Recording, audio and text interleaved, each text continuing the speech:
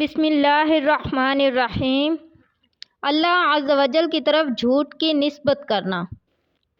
جھوٹ کی نسبت معاذ اللہ تعالیٰ کی طرف کرنا کیسا ہے؟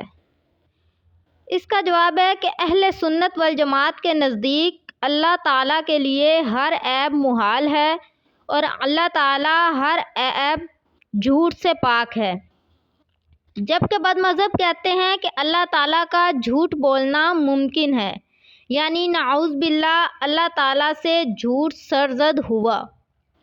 مشہور تفسیر بیضاوی میں علامہ بیضاوی فرماتے ہیں، کون ہے جو اللہ سے بات کا سچا ہو؟